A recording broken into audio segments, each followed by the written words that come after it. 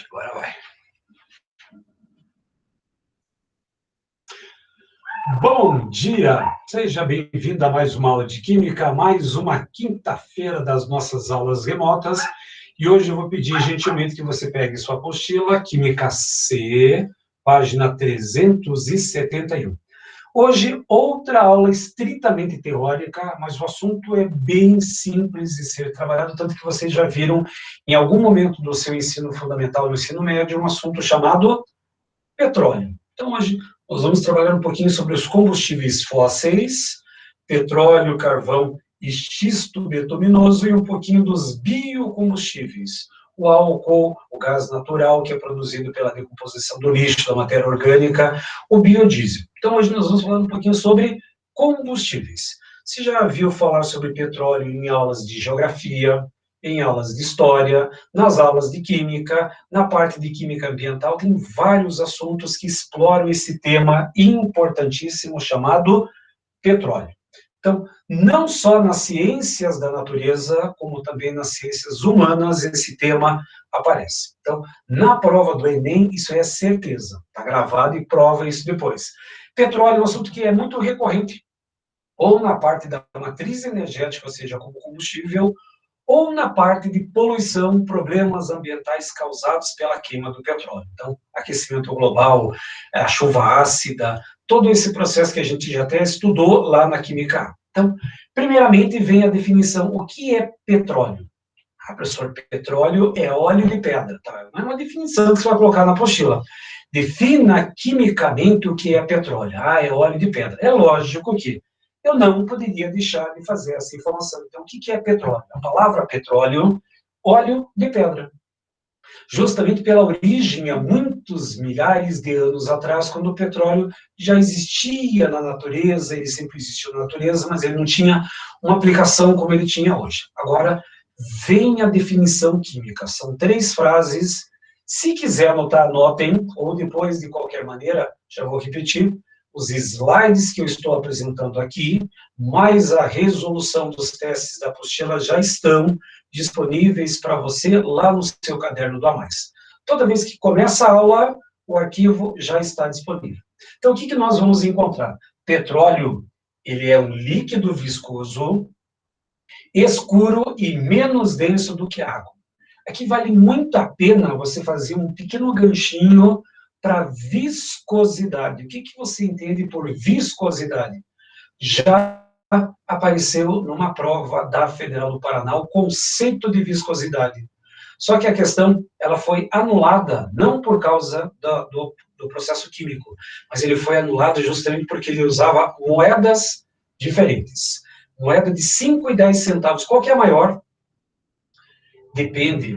As atuais, as mais modernas, a de 5 é maior do que a de 10. Mas ainda estão em circulação as moedas antigas, e a de 10 era maior do que 5.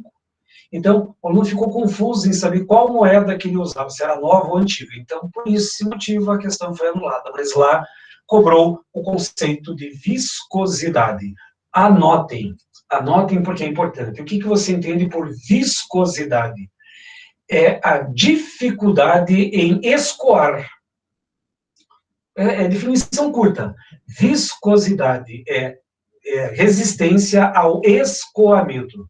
Resistência ao escoamento. Esse é o conceito de viscosidade. Por exemplo, se você tiver um copo d'água e derrubar o copo d'água, a água se esparrama rapidamente.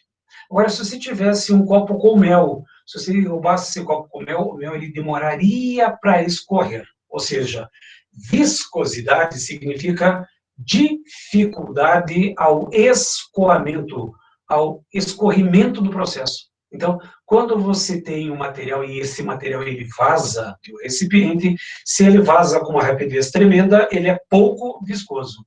Se ele demora para escorrer, ele é um material viscoso. Então, por exemplo, entre água e mel, quem é o mais viscoso? Quem demora mais para sair do recipiente de origem? O mel. Entre água e óleo, o óleo é mais viscoso, porque ele demora mais para escorrer do recipiente. Então, essa é a ideia do processo de viscosidade. Uma pergunta ali? Não tem nada a ver isso aí. Então, o que acontece? Então, em cima disso, viscosidade tem a ver com a capacidade, a dificuldade de escorrer. Notaram? Escuro e menos denso do que a água. O que significa menos denso do que a água? Se você jogar petróleo na água, o que acontece com o petróleo? Ele flutua ou ele afunda? Ele flutua. Portanto, o petróleo é um líquido viscoso, tem dificuldade para escoar, escuro e menos denso do que a água. Então, aí temos já uma parte mais físico-química do material. Agora, tem uma parte que é extremamente importante que vem aqui, ó. O petróleo, ele é rico em hidrocarbonetos.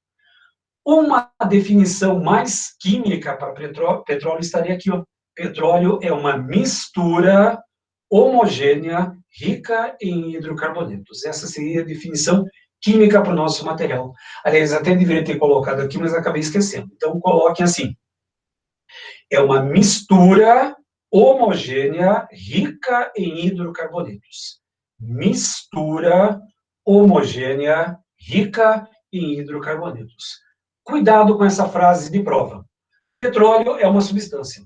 Está errado. Petróleo é uma mistura de substâncias. E é uma mistura homogênea. O petróleo é uma mistura homogênea, rica em hidrocarbonetos. Essa é a definição mais química possível.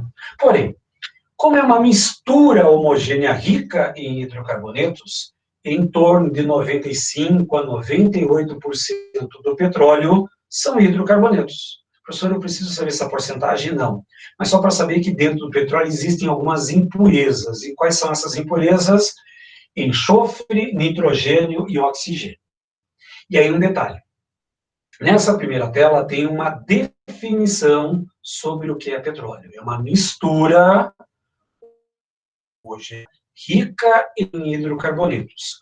O petróleo é uma mistura líquida, viscosa, menos denso do que a água, sendo que as principais impurezas, enxofre, nitrogênio e oxigênio. Só para você ter uma ideia, essas impurezas aqui, ó, podem dar tema ao que você já estudou lá na primeira aula dessa apostila 7, que é Química Ambiental. O enxofre e o nitrogênio, eles causam um problema chamado chuva ácida. E a própria queima do petróleo tem um outro problema ambiental chamado aquecimento global.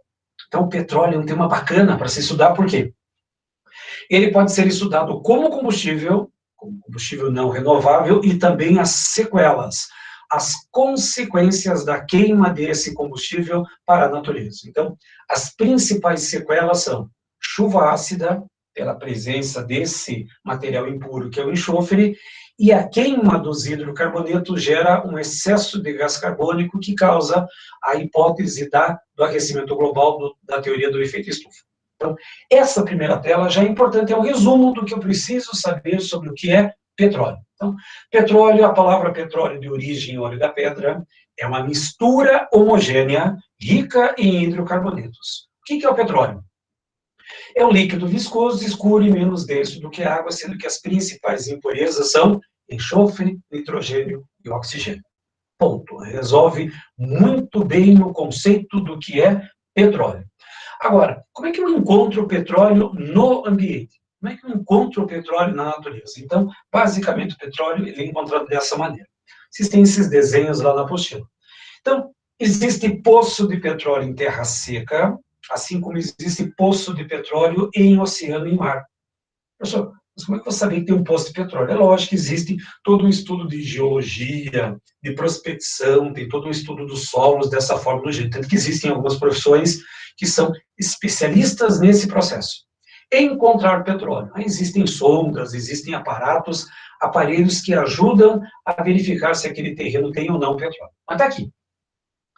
Basicamente, todo poço de petróleo ele é constituído por alguns ingredientes. Por exemplo, a matéria que fica embaixo do poço de petróleo, obviamente, é feita de rocha impermeável, um pouquinho de geografia. Aí eu vou encontrar uma camada de água salgada, sempre eu encontro água salgada. Já já a gente vai ver qual que é a origem moderna do petróleo. E como eu tenho água salgada, significa que o petróleo sempre foi de origem marinha. O petróleo é de origem marinha, porque todos os poços de petróleo até hoje têm água salgada. Aí você encontra a camada do petróleo, repare que o petróleo está em cima desse sistema, está em cima, justamente por ser menos denso do que a água, e também no poço de petróleo eu encontro gás natural. Tanto que é esse gás natural, basicamente feito à base de metano, que dá pressão para o poço. Provavelmente você já viu alguma imagem, algum filme em que o cara está fazendo a perfuração, de repente o solo começa a tremer, de repente o petróleo ele jorra do solo. Professor, por que ele jorra? Porque a pressão lá do poço de petróleo é muito maior do que a pressão atmosférica. É mais ou menos a seguinte ideia. Imagine que você tenha uma garrafa de 600 mililitros de um refrigerante qualquer. Pega essa garrafa, agita bem, coloca no chão, vem correndo, dá uma bicuda nela, joga na parede, pega aquela garrafa, dá mais uma agitada, coloca em cima da mesa, olhe e abre em seguida. O que acontece? Um chafariz de Coca-Cola. Por que o líquido sai de dentro da garrafa? Porque a pressão de dentro da garrafa é maior do que a externa. E isso faz com que o material seja expulso. É o que acontece lá no poço de petróleo. É lógico que chega uma hora que as pressões se igualam. Professor, mas tem petróleo lá embaixo, como é que eu tiro esse petróleo? Aí, normalmente, eles injetam ar, esse ar empurra o petróleo para o outro lado. É mais ou menos a ideia se você soprar um canudinho. Na hora que você sopra o canudinho, você expulsa material para o outro lado. Então, a ideia do poço de petróleo é exatamente essa, uma rocha impermeável, água salgada, petróleo e gás natural. Então, essa é a composição básica dos poços de petróleo. E ele pode ser encontrado em terra seca ou em mar. Grande parte do nosso petróleo brasileiro é encontrado sob solo oceânico. Então, você precisa lá das plataformas.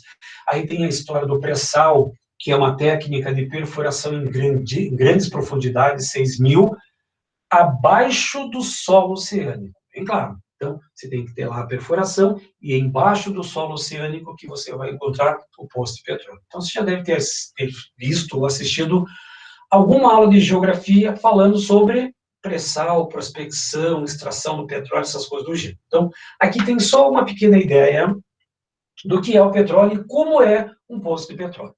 É a nossa representação. Agora, o que é o petróleo e como é que ele foi feito? Da onde que veio essa mistura homogênea rica em hidrocarbonetos? Reparem que o petróleo é uma mistura de algumas centenas, beirando milhares de compostos diferentes.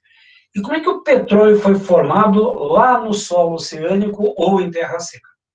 Aí vem as definições. Alguns de vocês já pegaram alguns livros didáticos ou então algumas apostilas em que tem uma definição errada da origem do petróleo. Eu já vi alguns materiais assim. Tinha um dinossauro grandão, ele estava andando lá, de repente ele morreu, virou um esqueleto e posteriormente virou petróleo. Não é assim que o petróleo foi formado. Pelo menos a hipótese moderna não fala em ser de terra. Não fala em um ser terrestre, não era um dinossauro grandão que morreu e virou petróleo. Na realidade, o petróleo ele é de origem marinha. Todo poço de petróleo tem água salgada. Então, a hipótese moderna é que o petróleo ele foi formado no mar. Portanto, quem formou o petróleo? Animais marinhos. Professor, um animal marinho é igual daquele do parque lá, Jurassic Park? Não. A hipótese moderna fala que é microplâncton, microanimais, microalgas, microplâncton, zooplâncton que morrem a todo instante, e esses pequenos animais marinhos é que deram origem ao petróleo. Vocês têm essa imagem lá na apostila de vocês, mas antes de apresentar a imagem, a próxima tela eu vou colocar assim, de maneira bem didática. Receita para fazer petróleo. Então, não são grandes dinossauros que morreram e virou petróleo. Se você pensar dessa maneira, os nossos cemitérios, daqui a alguns milhões de anos, vão virar poço de petróleo? Não, eles não vão virar poço de petróleo justamente por quê? Pelo processo da decomposição. Os nossos cemitérios, os animais que morrem, eles sofrem decomposição aeróbica.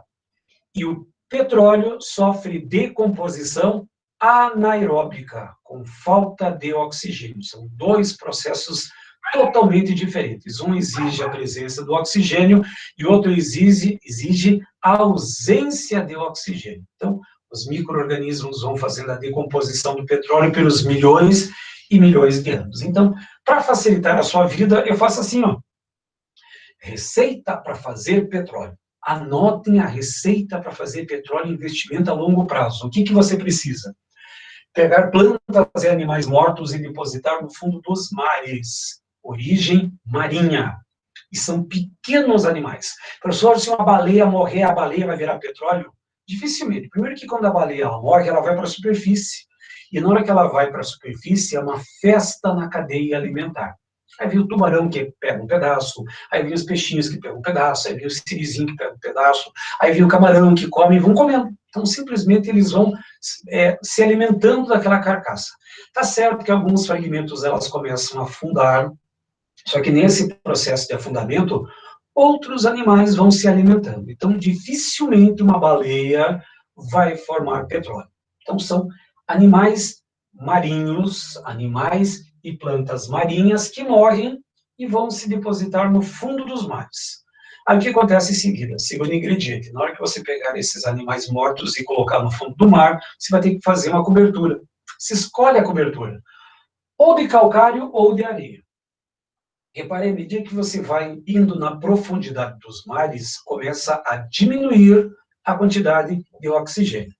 Menos oxigênio vai no leito oceânico, aí você coloca uma camada de areia, uma camada de calcário, menos oxigênio ainda, coloca essa mistura em banho-maria, em alta pressão e alta temperatura, aí você aguarda uns 300 a 400 milhões de anos, pronto, temos o petróleo. De uma maneira simples e didática. Receita para fazer petróleo. Pegar plantas e animais mortos e depositar no fundo dos mares.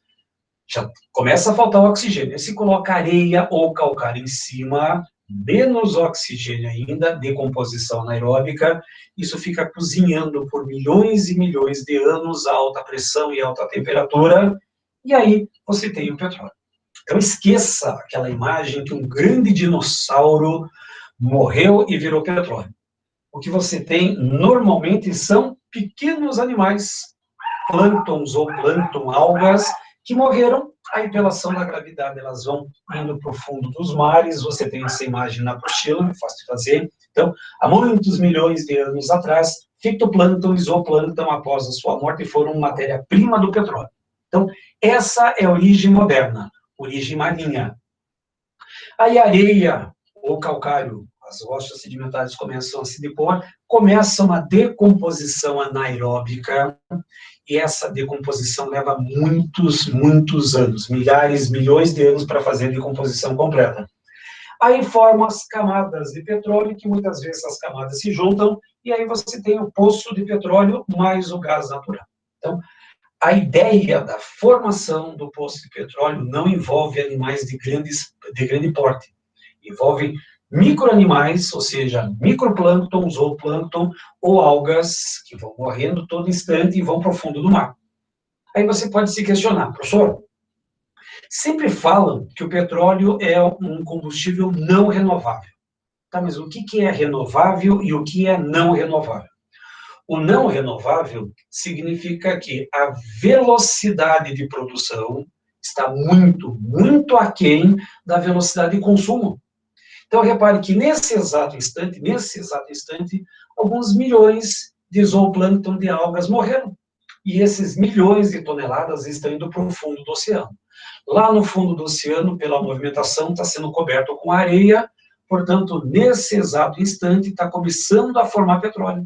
Professor, então o petróleo é renovável? Não. Porque eu tenho que esperar 300 milhões de anos para ter petróleo. E eu não levo 300 milhões de anos para gastar esse petróleo. É o que acontece com o álcool, por exemplo, com o etanol. O etanol é um combustível renovável. Eu planto a cana-de-açúcar, planto o milho, aí eu pego esse material, vou fazer a moagem e vou produzir o etanol. Só que nesse processo já plantei novamente mais cana-de-açúcar, mais milho, que está sendo novamente produzindo etanol. A velocidade com que eu produzo é parecida ou equivalente com o que eu consumo. Isso é um bem renovável. O não renovável significa que a produção dele tem uma velocidade muito inferior ao seu consumo. Então, o petróleo é considerado um bem não renovável, mas nesse exato instante está formando petróleo.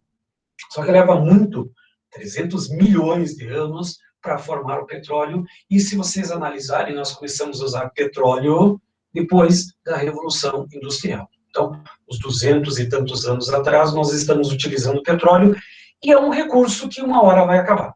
Pastor, mas o petróleo nunca vai acabar. Em escala de uso, digamos, mundial, o petróleo vai ter uma redução drástica daqui a alguns anos. Então, é aí que entram os combustíveis alternativos, os carros elétricos, toda essa parte da química verde em ação. Mas o petróleo, ele é formado através de micro-organismos marinhos que levam milhões de anos para fazer a devida decomposição. Professor, dá para fazer em casa? Dá, sem problemas. Daí é a receita. Só que o problema é que você não tem um mar na sua casa. Mas se você morasse no litoral, você poderia fazer petróleo na sua praia. Ou seja, pega os animais, enterra na areia, daqui a alguns bilhões de anos vão virar petróleo. Professor, mas tem petróleo na Amazônia, e na Amazônia não tem mar. 300 milhões de anos atrás, todo o nosso relevo teve modificações. Onde hoje é floresta, era oceano, onde que era um deserto, era oceano, onde que é mar, podia ser terra. Houve mudanças no relevo do planeta nos últimos bilhões de anos. Então, esse desenho relata exatamente a formação do petróleo. Agora, uma curiosidade. Só que antes de fazer a pergunta, vou fazer uma pequena projeção do seu futuro. 2020 está sendo um ano, digamos, um tanto complexo. Tivemos pandemia, tivemos aí parte de ficar remota, aula remota, ficamos muitas vezes presos dentro de casa, presos entre aspas, tá? Devido ao isolamento social e coisas do gênero. Mas você foi firme e forte nos seus estudos e 2021 vai ser um ano decisivo para a sua vida. Por quê? Porque vai ser o ano da sua aprovação. Você vai ser aprovado naquele curso que você escolheu, de preferência na Federal do Paraná ou em outra instituição pública. Aí você, aprovado, começa a cursar. São 5 meses que vão começar, porque a prova da segunda fase em abril, provavelmente as aulas vão começar em junho. Mas, de qualquer maneira, vocês vão ser calouros Federal do Paraná ou no curso que você escolher em 2021. Aí você começa a cursar. Só que normalmente os cursos têm 4, 5, 6 anos de duração. Vou fazer uma média de 5 anos. 2021 você entra, em 2026 você termina o seu curso. Ou seja, 2027 você está formado. 2027 está formado, mas você precisa de uma especialização. Mestrado, uma pós-graduação, um MBA, alguma coisa do gênero. Em 2029 você termina essa especialização. 2030, para arredondar, vai ter uma dependência, mas olha aí. 2030, você está com o nome do mercado. Professor, 2030, Jesus, é muito tempo, tá. Só que você está com o nome do mercado, até você se estabelecer de maneira financeira, 2035, você está estabelecido. 2035 já veio petróleo, mas de qualquer maneira, 2035 você está com o nome estabelecido, você resolve casar, ou resolve morar com a pessoa que você gosta. Aí você constrói a sua casa, uma casa maravilhosa, tá? Aquela casa de revista, e na sua casa tem uma piscina, com os iniciais do seu nome, do nome do seu cônjuge, essa coisa do gênero, e logicamente você não vai usar água da Sanepar. Então você contrata uma empresa, essa empresa vai lá no teu terreno, começa a perfurar o solo, e por azar, no lugar de água, encontra petróleo. E aí eu posso fazer agora a pergunta. Então eu fiz um esquema para você compreender a pergunta que eu quero fazer para você. Então, imagine que você tem um terreno, ou tem um sítio, tem uma fazenda, sabe Deus onde que você vai morar, e você não tem água encanada ou não quer gastar essa água. Essa falta de água, por exemplo, tem muita gente que fez poço semi ou artesiano. Contratou uma empresa, essa empresa lá tem lá uma legislação a cumprir, fura o solo para você obter água.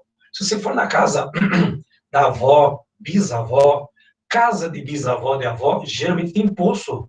E esse poço justamente é para obter de água, por quê? Há 50, 60 anos atrás, muitas casas não tinham a água encanada da Sanepar. Eles precisavam de uma fonte de água. E no poço, você tem água. Agora, imagine que você fez a perfuração lá no seu terreno, buscando água para colocar na piscina da sua casa, só que no lugar de água, encontra petróleo. E a pergunta que eu faço para você: se eu achasse petróleo no quintal da minha casa, esse petróleo é meu? Pense um pouquinho. Se eu achasse petróleo no quintal da minha casa, no meu sítio, na minha fazenda, no meu terreno, esse petróleo me pertence? Não. Esse petróleo não te pertence. Se você usar a legislação brasileira para a parte de minerais ou minérios ou extração mineral, você vai perceber que, só não recordo bem o valor, mas até uma certa profundidade você pode explorar. Abaixo dessa profundidade não te pertence. Pertence ao Estado brasileiro. Professor Amadeu, vai ficar no prejuízo? Não. Você ganha uma porcentagem do que você extrair do petróleo, do ouro, do minério que você está tirando dali. Então, se pouco me engano, é 1%. Ah, professor, mas 1% é pouco. Pensa bem, dependendo da quantidade de petróleo que você tem ali, um barril de petróleo equivale a 159 litros. O barril de petróleo hoje está na faixa aí dos 60, 70, se bem que é muito variável, mas está na faixa dos 60, 70 dólares. O dólar está quase R$6, então vejam bem. Eu tenho 159 litros, 160 litros para arredondar. Um barril, 70 dólares. Tem postos de petróleo que você retira milhões de barris de petróleo por dia. Por dia. Então, se imagina o que é 1% de alguns milhões por dia. Se imagine por semana, por mês. Então, tua vida estaria garantida. Ah, professor, mas eu não quero 1%, eu quero todo esse petróleo para mim. Primeiro que a legislação fala que esse petróleo não é teu. E mesmo que fosse seu, o que você ia fazer com o petróleo? Ah, professor, eu ia colocar no meu carro. Não dá para colocar petróleo no carro. O que você poderia fazer com o petróleo? Os fósseis. Ou você fazia a tocha para iluminar as noites, ou fazia impermeabilização de laje. Só. São as duas únicas funções da história em que você usava petróleo. Ou você usava como iluminação, tocha. Quantos e quantos filmes o cara entrava assim na caverna, aí o cara pegava um líquido, colocava lá um tecido e usava como tocha. Ou usava como impermeabilizante, como piche é impermeabilizante para alguns locais. Então, é a única função do petróleo que você teria. Tá, professor, mas não posso colocar esse petróleo no meu carro? Não. Para você ter o petróleo, os derivados do petróleo para colocar no carro, na caminhonete, no caminhão, você precisaria de uma outra coisa, teria que refinar. É exatamente aí que está acontecendo. Só está travando, acho que voltou agora. Estava travando aqui, também percebi. Mas, de qualquer maneira, foi devagar, justamente para voltar. Então, o petróleo em si, ele não tem função nenhuma a não ser para iluminação, só ele sai aquela fumaça preta, que é tóxica. E como eu sei que você está no outro lado da tela, se tem algum tipo de problema respiratório, se tem rinite, sinusite ou bronquite, ou o combo completo. Se tem rinite, sinusite e bronquite. É um problema sério. Então, você queimava o petróleo, vinha aquela fumaça preta, atacava o teu pulmão, dava problema respiratório, etc e tal. Ou colocava na laje para evitar que a água penetre naquele sistema. Só. Aí o que se teria que fazer? Levar esse petróleo para uma refinaria. E aí acontece a mágica do petróleo. A química entra em ação. Se eu não posso usar o petróleo como combustível, mas eu posso usar os derivados do petróleo como combustível. E outro detalhe técnico, não só de combustíveis para carro, caminhão, ônibus, moto, vive o petróleo. Se você olhar ao seu redor, quantos derivados de petróleo você tem? Basicamente, tudo ou quase tudo que você tem à volta é feito de algum derivado de petróleo. Tudo que tiver material plástico, tudo que tiver corante, medicamentos, corantes, a parte de estruturas explosivos, tudo é matéria-prima derivada do petróleo. Eu vi esses dias uma reportagem que fala que quase 93% da matéria usada pela nossa sociedade tem origem no petróleo.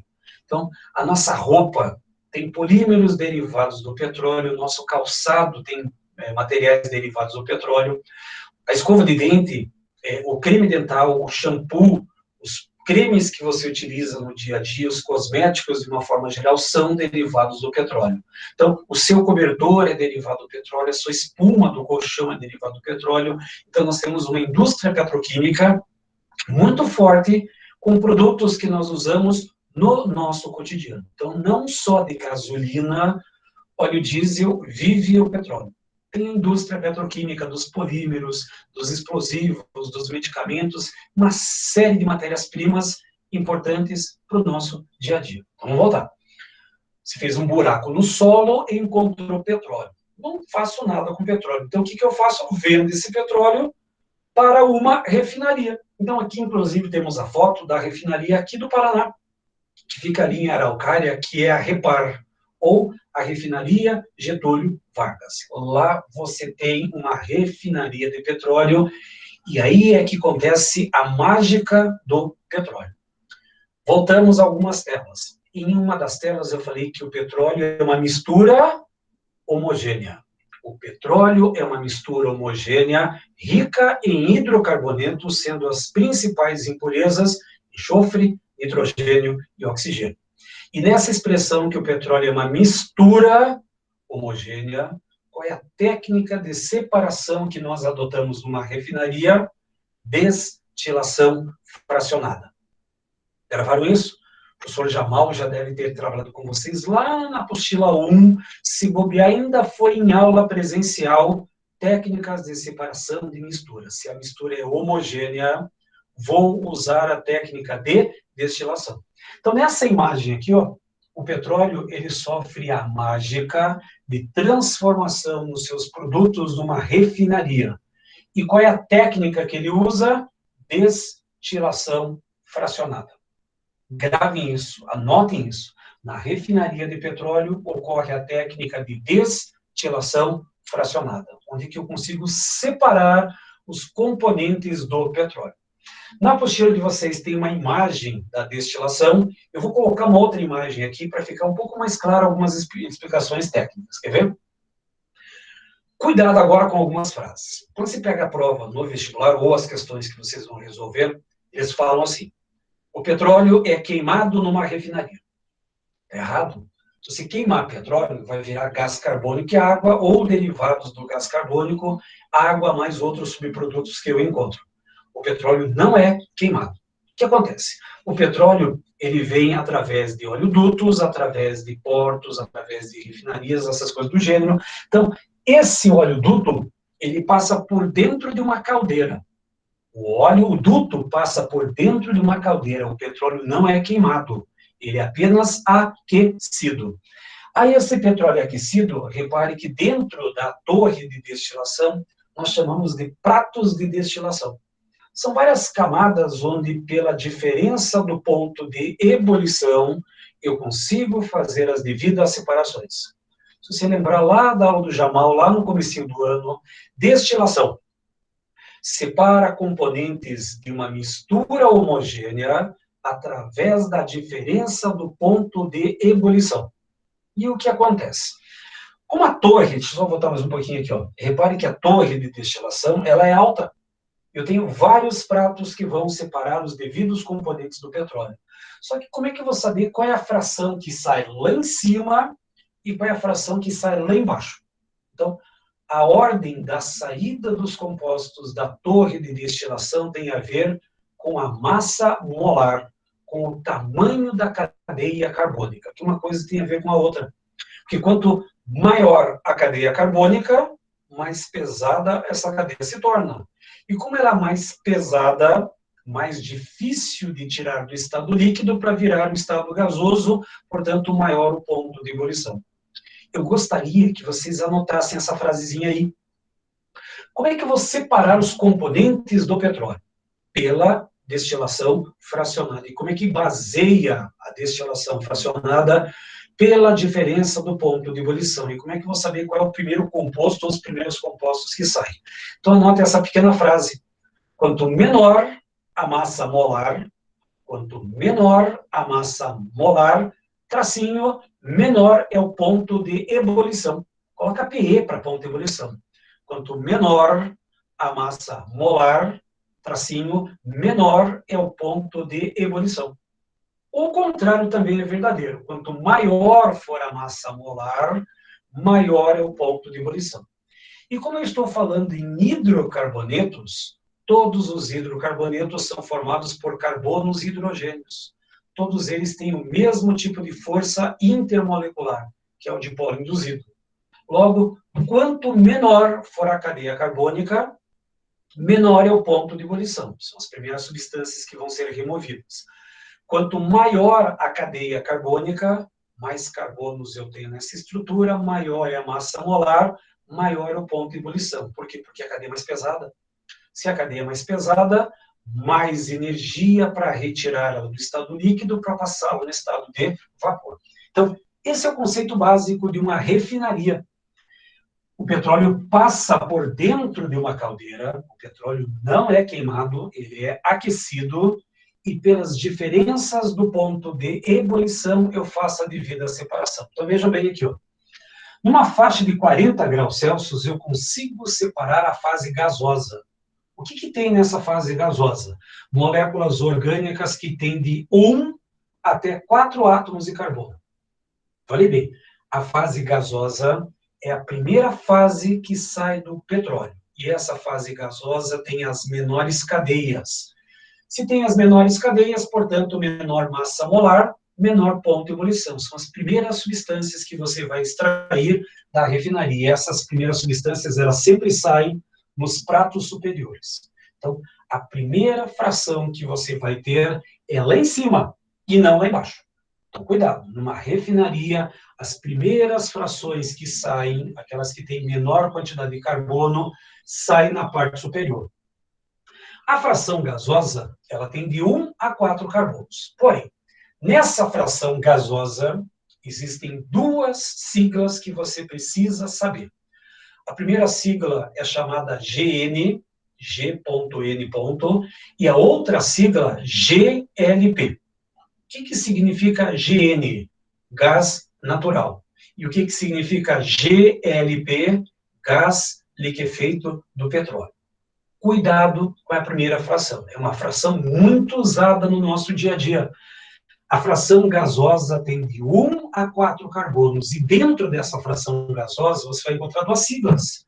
GN, que é o gás natural, e GLP, que é o gás liquefeito do petróleo. Para que eu uso esses dois gases? Aquecimento. Grande parte de vocês tem lá um fogão a gás, tem um aquecedor a gás em casa, e esse fogão a gás ele é movido a GLP. E o seu aquecedor de água ou é feito à base de GNV ou GLP, um dos dois. Professor, mas não é a mesma coisa? Não. Tem uma diferença química aí.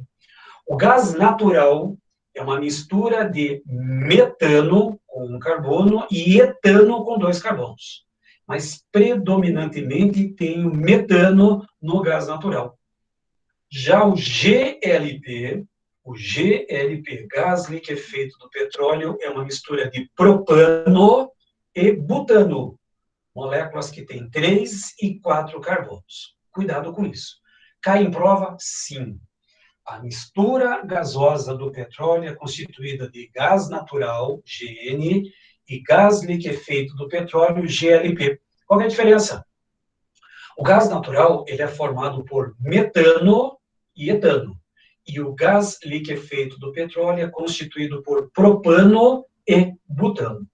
Gases que nós usamos todos os dias. Para fazer comida, para tomar banho, essas coisas. Professor, mas eu tenho chuveiro elétrico. Mas se tem um fogão a gás.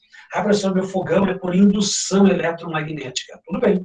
Mas em algum momento da vida, você vai num restaurante, você vai em algum lugar, e lá vai ter uma fonte de calor que tem alguma chama. E essa chama vem ou do gás natural ou do GLP. Então, nós temos hoje uma grande fonte de energia, que é a fase gasosa do petróleo, constituída de gás natural ou GLP. Então, atentos. Aí, o que acontece?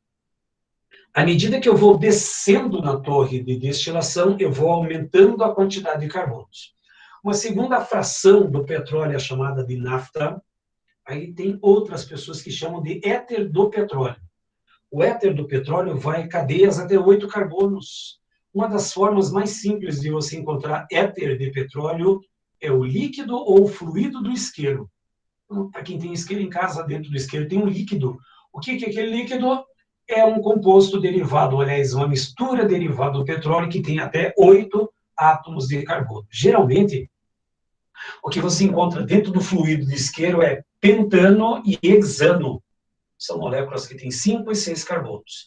Aí vou continuando, vou descendo na plataforma do petróleo. Aí vem gasolina, querosene. Querosene é muito usado na aviação comercial.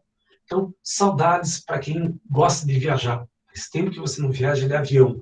A aviação comercial utiliza querosene. Professor, mas não é gasolina azul? Não, é um corante que eles colocam no querosene para diferenciar do combustível clássico. Então, querosene para aviação comum, aí aqui chama em gasóleo. Só que esse gasóleo nada mais é do que óleo diesel. Caminhão, caminhonete, tratores, digamos assim, veículos mais pesados utilizam o tal do óleo diesel. Então, esse gasóleo é óleo diesel. Óleos lubrificantes, aí se coloca no carro, na moto, no barco, no trator, no ônibus, no caminhão, você coloca óleo lubrificante, gasóleo pesado. Aqui eu tenho chamado óleo combustível, que é usado geralmente em navios. Você coloca o óleo pesado, o alcatrão e o último resíduo que você tem do petróleo é chamado de piche ou asfalto. Um dos dois você vai encontrar. Pergunta: o bagulho ia ficar louco, tinha que usar hélio. Tá, mas de qualquer maneira, o hélio não faz parte do petróleo. Então, hélio é um gás nobre encontrado na atmosfera. Mas se colocar o hélio aí não vai fazer diferença qualquer, porque não acontece absolutamente nada com hélio. Simplesmente é um gás e esse gás se mistura com os outros. Para você ter o efeito do hélio, você precisa remover o hélio da mistura. Aí tudo bem. Então, o Roro fez a pergunta lá se tinha que usar o hélio e o bagulho ia ficar louco. A única coisa que o hélio faz é afinar a voz, só. Você vai ficar falando igual o Alvin e os esquilos, só, nada mais. É a única coisa que o hélio pode acarretar no nosso organismo, só. Então, aqui temos uma imagem bem interessante, a imagem de vocês na apostila está diferente, mas o princípio é o mesmo. O óleo, ele entra dentro de uma refinaria e é aquecido. Cuidado com as alternativas que falam que o petróleo é queimado na refinaria. Ele não é queimado, ele é separado através da destilação fracionada. Professor, como é que eu vou saber quais são as frações que saem? Não precisa decorar elas, mas você precisa saber que lá em cima saem os compostos com menores pesos moleculares, as cadeias menores, metano, etano, e à medida que eu vou diminuindo ou baixando na minha torre de destilação, aumenta o peso molecular. Então, começa na fase gasosa e termina na fase sólida, que é o piche ou a parte do asfalto. Então, é mais ou menos assim que funciona. Porém, dessas frações, gás, nafta, gasolina, querosene, óleo diesel, óleo lubrificante, óleo combustível, alcatrão, piche, qual dessas frações você acha que é mais importante para a nossa sociedade? Ah, professor, todas. Concordo. Mas qual é a mais importante para os governos, de uma forma geral, que é uma boa arrecadadora de impostos? Arrecadadora fica feio, então, arrecadadora de impostos. A gasolina. De todas essas frações, a fração mais importante, em termos para a parte governamental, é a gasolina. Primeiro que ela alimenta os carros, ela alimenta as motos, essa coisa do gênero. Nós temos aí a mobilidade nos grandes centros. Se bem que agora está começando a trocar para biocombustíveis e agora a nova moda, o carro elétrico. Então, com o passar do tempo, as coisas vão se mudando, vão se adaptando e se modernizando. Mas, de qualquer maneira, dessas frações do petróleo, a mais importante do ponto de vista de mobilidade governamental é a gasolina. Só que como o petróleo é uma mistura homogênea de vários e vários componentes, obviamente nosso petróleo não é feito só de gasolina, só de óleo diesel. Ela tem todos os componentes, só que em porcentagens distintas. E aí vem o problema. Como a gasolina eu preciso de uma quantidade muito grande. Você imagina assim, o teu carro, o carro do teu pai, da tua mãe, tem lá 45, 50, 65 litros no tanque. Então, você abastece uma vez por semana. Agora, se multiplica isso por alguns milhões de carros que nós temos aí no Paraná, ou no Brasil, no mundo. Você imagina a quantidade de combustível que você coloca nesses carros. Você imagina a quantidade em litros que é vendida e queimada diariamente no nosso planeta. Não tem tanta gasolina assim no petróleo. Não existe tanta gasolina. E aí vem uma outra tela que vai explicar o que é a gasolina, que é o principal componente do petróleo do ponto de vista energético. Então, o que nós temos? A gasolina não é uma substância. Não é substância. Presta bem atenção nessas frases. Petróleo não é substância, é uma mistura homogênea de vários, centenas, milhares de hidrocarbonetos saturados. A gasolina também não é uma substância. Ela é constituída por uma mistura que varia de 6 a 12 átomos de carbono na cadeia. Isso é a gasolina. Só que o problema é que no petróleo existe uma porcentagem que varia entre 15 a 18% de gasolina. Então, daquela mistura do 100% que é chamado petróleo, lá de dentro de 15 a 18% é gasolina. E é insuficiente para o nosso país, insuficiente para o mundo. Professor, e se acabar a gasolina? A gasolina fica cara, aí o que acontece? Os alimentos ficam caros, todo o processo da cadeia social entra em ação. Nessa hora, os químicos entraram em ação. Se no petróleo tem uma pequena quantidade de gasolina, mas tem uma grande quantidade, por exemplo, de óleo diesel, o petróleo brasileiro, se eu pouco me engano, quase metade do petróleo que nós encontramos no Brasil é de óleo diesel. O principal componente que eu encontro no petróleo no Brasil é óleo diesel. Só que eu não uso tanto óleo diesel assim. Tá, professor, e gasolina está em falta e óleo diesel está sobrando. Jogo fora? Não.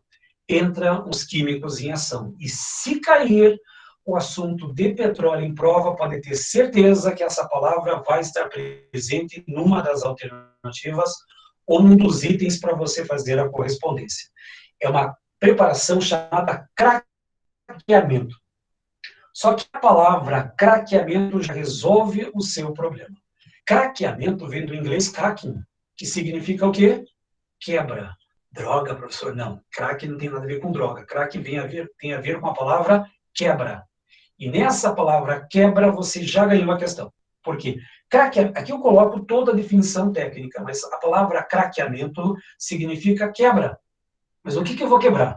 Eu vou quebrar uma molécula grande em moléculas menores. Então, se você quebrar uma molécula grande, você vai ter no mínimo duas moléculas menores, ou duas estruturas menores. Se você pegar a sua caneta e quebrar ela, pode ser que você quebre ao meio, mas você vai ter dois pedaços no mínimo.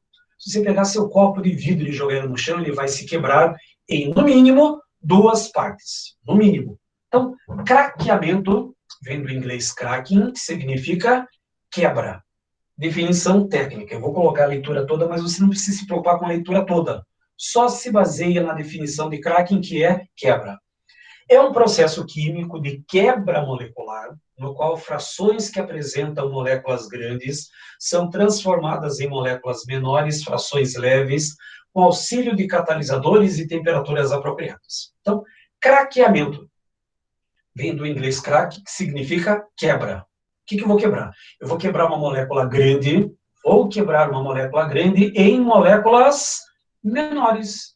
Só que dentro dessas moléculas menores, adivinha qual que é o meu objetivo? Produção de gasolina. Moléculas que têm de 6 a 12 átomos de carbono. Assim funciona esse sistema.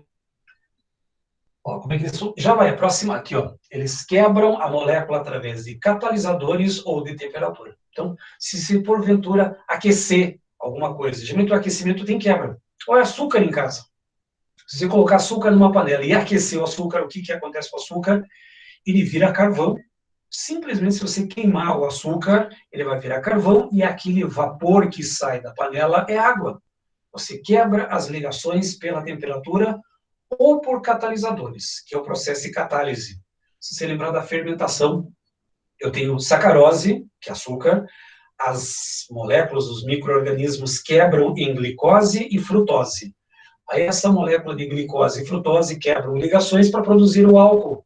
Isso são processos de quebra molecular. E aqui é um processo químico, veja bem, um processo químico em que você quebra a molécula grande, e outro detalhe, quanto maior a cadeia, mais fácil de quebrar. Pega um exemplo prático. Pega a sua caneta, por exemplo, ela não vai quebrar. Pega a caneta. Se você forçar um pouquinho, ela quebra. Se você pegar aquele cotoco de caneta e tentar quebrar aquele pedaço pequenininho, fica mais difícil de romper. Então, a quebra que acontece nesse processo de craqueamento é um processo ou térmico ou via catalisadores. Então, aqui diz a definição, ó.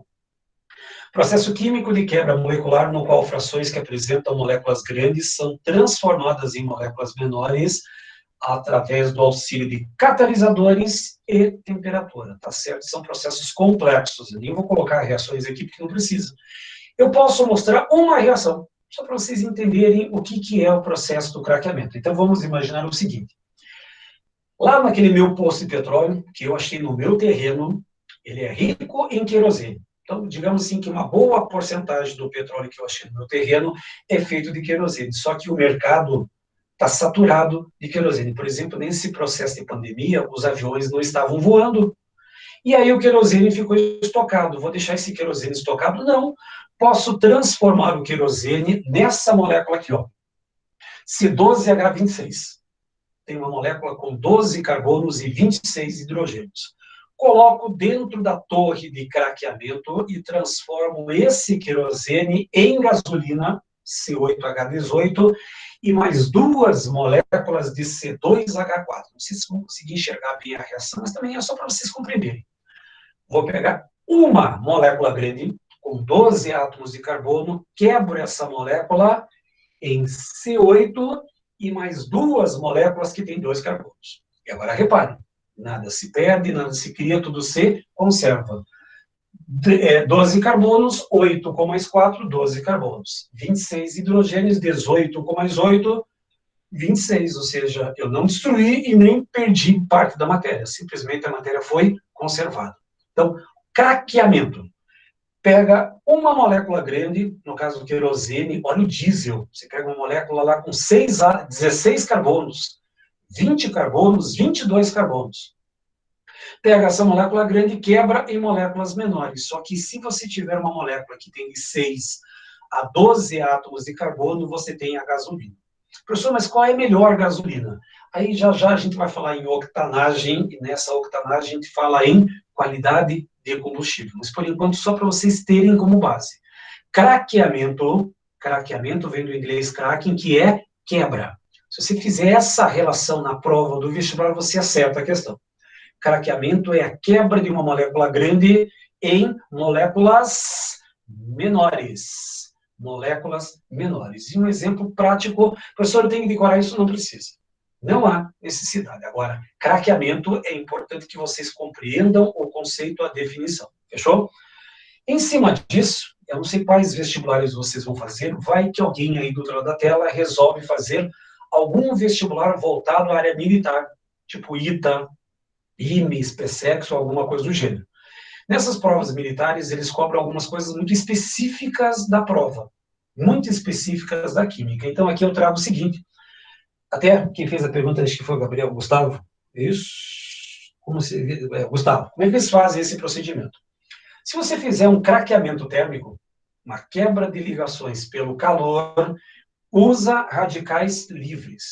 Para quem lembra lá das reações orgânicas, é uma cisão homolítica. Simplesmente quebra a ligação covalente e cada átomo fica com seu elétron. Agora, se eu fizer uma quebra, um craqueamento catalítico, com o uso de catalisadores, envolve uma cisão heterolítica. E essa cisão heterolítica envolve o eletrófilo e o nucleófilo. Lembra? O que é um eletrófilo? É aquele que tem carga positiva ou negativa? Eletrófilo. Lembre-se que aquele T se transforma no quê? No mais. Eletrófilo é a partícula de carga positiva e nucleófilo a partícula de carga negativa. É assim que funciona esse sistema da quebra. Ou você quebra pela temperatura, pelo calor, via radicais livres, cisão homolítica, ou quebra pelo catalisador, cisão heterolítica com eletrófilo e nucleófilo. Só isso que tem. Professor, dá para fazer grafite em casa? Não. Não dá para fazer grafite em casa, porque o grafite já existe na natureza. É só você encontrar minas de carbono grafite. Carbono grafite geralmente está misturado com carvão. Então, o grafite nada mais é do que uma forma purificada de carvão. Agora, se a pergunta é, dá para fazer diamante em casa? Dá também, desde que você tenha um aparelho com uma pressão incrível, na faixa dos 10.000, 12.000 atmosferas. Só para você ter uma ideia, existem apenas 3 empresas no mundo que têm esses aparelhos. Mas a pergunta é, dá para fazer grafite em casa? Fazer, não. O grafite, ele é produzido ou pela combustão incompleta. Professor, posso fazer grafite em casa? Pode. Se você queimar de forma incompleta, você vai produzir grafite. Uma forma disso é uma vela.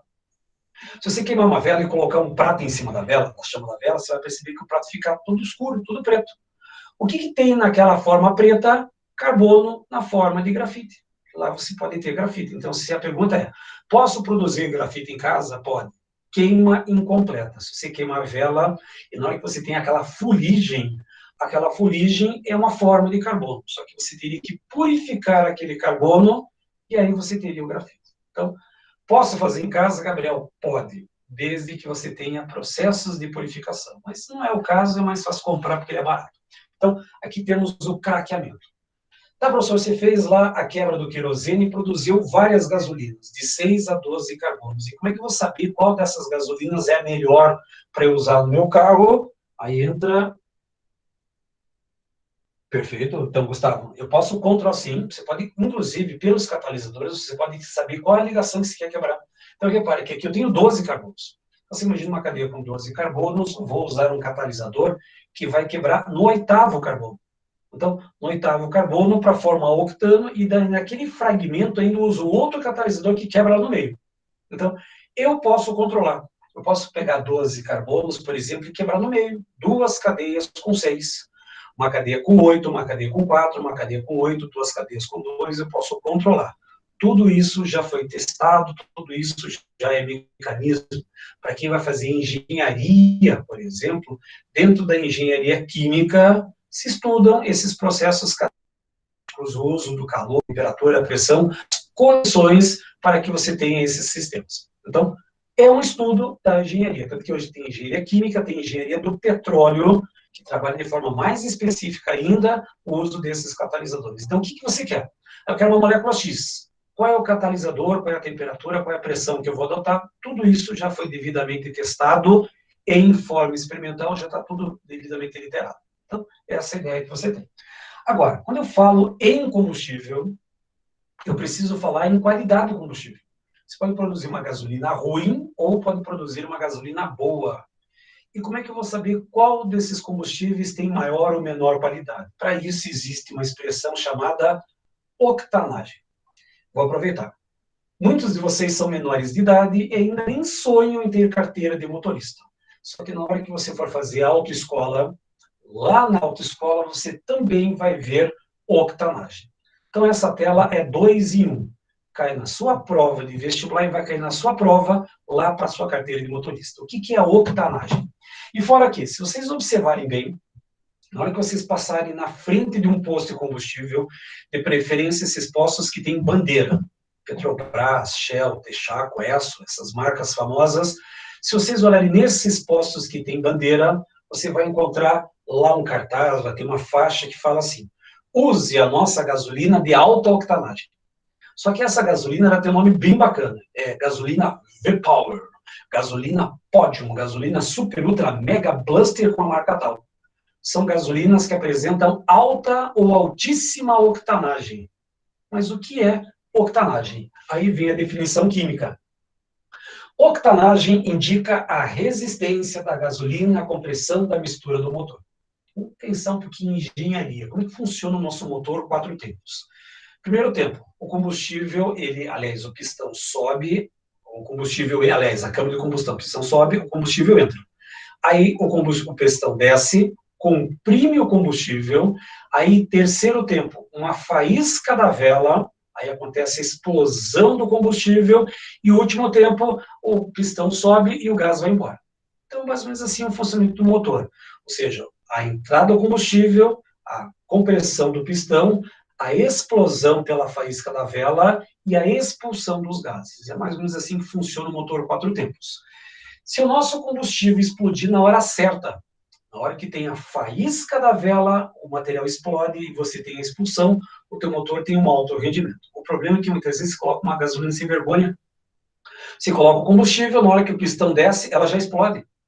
E aí o motor ele não está programado para esse tipo de explosão. E aí o motor fica desregulado, perde potência, perde digamos assim, a parte da portabilidade da transmissão da energia de um lado para o outro. Então, indica a resistência da gasolina, a compressão da mistura do motor. Então, se explodir no momento certo, aumenta a performance do motor. Se explodir no momento errado, diminui a potência do motor. Aí o carro não anda direito, ele engasga, dá aquelas paradas técnicas, ou até muitas vezes para simplesmente porque hoje é tudo eletrônico. Você tem injeção eletrônica, você tem a admissão eletrônica, isso pode estragar as peças do carro e dar um prejuízo alto. Então, por isso se recomenda colocar uma gasolina de boa qualidade no seu carro. Quanto maior for essa resistência da mistura, maior a qualidade da gasolina. Então, procure colocar no seu carro, quando você tiver, uma gasolina de alta octanagem. Professor, uma gasolina comum. A gasolina comum vendida no Brasil é uma gasolina boa, inclusive uma das melhores gasolinas do planeta. Comparado com as outras gasolinas de outros países, a octanagem da gasolina brasileira é superior, por exemplo, da Europa. É melhor do que os carros europeus. Tanto que quando um carro importado vem para o Brasil, ele precisa fazer adaptações para a nossa gasolina. Não porque a nossa gasolina é ruim, porque ele precisa fazer adaptações para a nossa legislação ambiental. Então, quanto maior a octanagem, melhor é a qualidade daquele combustível. Tá, professor, mas o que é a octanagem? Leiam o que está escrito no material de vocês. A octanagem é um referencial. Eu preciso ter referências para saber se um combustível é maior ou melhor do que um outro.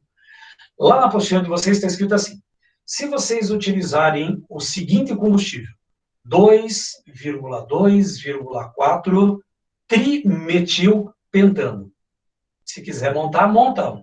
2,2,4 trimetilpentano. Pentano são 5 átomos de carbono. No carbono 2, o radical metil para baixo. No mesmo carbono 2, o metil para cima. E lá no carbono 4, outro radical metil. Perceba bem. Trimetil. São 3 carbonos, mais o pentano, mais 5. 3 com mais 5, total de 8 carbonos. Por que é chamado de octanagem? Porque o melhor combustível derivado dos hidrocarbonetos é esse composto chamado 2,2,4-trimetilpentano, também chamado de isooctano. Isooctano, por isso que é chamado de octanagem. Esse composto que eu citei, ele corresponde a uma octanagem de 100%. Porém, quem vai ser o 0%? Aí eles pegaram como referência o heptano. Hept, 7 carbonos. Se você colocar 7 carbonos enfileirados, colocar todas as ligações, você vai ter o heptano. Esse heptano tem 0% de octanagem. Então, o isooctano 100%, o heptano 0. Então, imagine o seguinte, você vai lá no posto de combustível, a nossa gasolina comum, por exemplo, tem uma octanagem de 85%. O que isso significa? Significa que esse combustível tem uma mistura de hidrocarbonetos que equivale a 85% desse isoctano com 15% do heptano. Não precisa ter necessariamente isoctano e heptano mistura, mas é um comportamento similar. Porém, eu posso aumentar ou diminuir essa octanagem adicionando outras substâncias. E quais são essas outras substâncias? Elas são chamadas de antidetonantes. Se a octanagem ele mede a compressão na detonação do combustível, antidetonantes são substâncias, são aparatos que melhoram a octanagem. Até os anos 2000 redondo, 2000. Vocês nem eram um projeto de gente nessa época, mas de qualquer maneira, nos anos 2000, antes dos anos 2000, nós usávamos uma substância chamada chumbo tetritila. Era uma substância importada, altamente poluente e tóxica devido à presença do chumbo. Aí o que o Brasil fez no ano 2000? Trocou esse chumbo tetritila por uma outra substância que é plantada no nosso quintal, que é uma substância renovável chamada etanol. Hoje, a nossa gasolina ela tem uma porcentagem que varia de 24% a 27% de etanol. Professor, qual é a vantagem do etanol? Primeiro que o etanol é um combustível brasileiro, ele é plantado no quintal, renovável, e uma outra função. Ele tem uma octanagem maior do que a gasolina. Se você olhar o etanol, para quem tem carro movido a álcool ou flex, você vai perceber que o carro a álcool ele tem uma potência de motor maior do que a gasolina. A octanagem do etanol equivale a 95%. Professor, mas o etanol não tem esses combustíveis, esses isoctano e o heptano não. Quando eu falo que o etanol tem uma octanagem de 95%, significa que ele é um combustível que equivale a 95% de isoctano com apenas 5% de heptano. Eles equivalem a uma mistura que corresponderia a 95% daquele isoctano, que tem octanagem 100, com 5% de heptano, que tem octanagem 0. Então, qualquer combustível pode ter octanagem. E essa octanagem é uma correspondência à mistura de isoctano e heptano. Então, o nosso combustível tem uma certa quantidade de etanol por alguns motivos. Ele tem uma octanagem melhor, aumenta a octanagem do nosso combustível. Segundo, é brasileiro e menos poluente. Então, esses são os fatores que levaram a usar o etanol misturado à nossa gasolina, para melhorar a qualidade de combustão e melhorar a parte de poluentes que vão para a atmosfera. Então, essa é a ideia da octanagem. Agora, tem duas frases que eu vou pedir para vocês anotarem. Uma delas até tem na apostila, mas outra não. Vou pedir para vocês anotarem. Anotem ou na apostila ou no caderno. Como que eu poderia aumentar a octanagem de algumas substâncias, de alguns combustíveis? Eu posso melhorar a octanagem por dois processos. O primeiro processo é chamado de isomerização. Eu aguardo vocês anotarem, não tem problema. Isomerização é um processo que utiliza aquecimento e catalisadores para converter alcanos de cadeia normal em alcanos ramificados. Então, pela prática, percebeu-se que os alcanos de cadeias normais, eles apresentam baixíssima octanagem. E aqueles que apresentam cadeias ramificadas, altíssima octanagem. Olha um exemplo. 2,2,4-trimetilpentano. Ele tem 100% de octanagem. Ele tem 3 radicais, uma cadeia bem ramificada. Já o heptano é uma cadeia normal, 0% de octanagem. Combustível ruim. Então, aquele que é ramificado tem uma octanagem alta. E aquele que tem cadeia reta normal, baixa octanagem. Então, o que eu posso fazer? Transformar uma cadeia normal em ramificada. E como é que eu chamo essa transformação de cadeia normal para ramificada? Isomerização. Por quê? Porque o número de carbonos e hidrogênios é igual. Butano, C4H10. Isobutano, C4H10. Qual foi a única transformação? Transformei uma cadeia normal em ramificada. Isso é chamado de isomerização. Em poucas palavras, o que é uma isomerização? Transformação de uma cadeia normal em cadeia ramificada. Com qual objetivo? Aumentar a qualidade do combustível. Essa é a ideia da isomerização. Aumentar a octanagem, transformando uma cadeia normal em cadeias ramificadas. Professor, mas isso não cai em prova. Cai, e vocês vão ver isso na própria apostila de vocês. Na hora que vocês forem começar a fazer os exercícios dessa aula, vai ter ou vão existir alguns exercícios em que aparece esse processo de aumento de octanagem por isomerização. Cadeia normal virando cadeia ramificada. E não só isso. Existe uma outra técnica, essa técnica tem na apostila de vocês, chamada de reforma catalítica. Em poucas palavras, vai transformar um alcano numa cadeia aromática. A isomerização transforma uma cadeia normal em ramificada. E na reforma catalítica, você transforma uma cadeia saturada, um alcano, em cadeia aromática. O que diz a minha reação aqui? Ó? Vou pegar aquela molécula do heptano. O heptano é aquele que tem aquela octanagem 0. É o pior combustível que você pode ter. Se você pegar o heptano e colocar dentro da torre da reforma catalítica, você transforma o heptano em tolueno, em metilbenzeno. E esse tolueno tem uma octanagem altíssima. Olha bem a vantagem. Pego o pior combustível que eu possa existir aí na parte dos carros e transformo ele em um excepcional combustível. Só não posso usar isso no dia a dia porque o tolueno ele é cancerígeno. Então, para pessoas que trabalham diretamente com combustível frentista, as pessoas que estão lá no posto, eles ingeririam esse composto de forma diária e poderiam ter graves problemas de saúde. Então, o que nós temos hoje como combustíveis, geralmente são alcanos, mas nem sempre vou usar combustíveis para carro.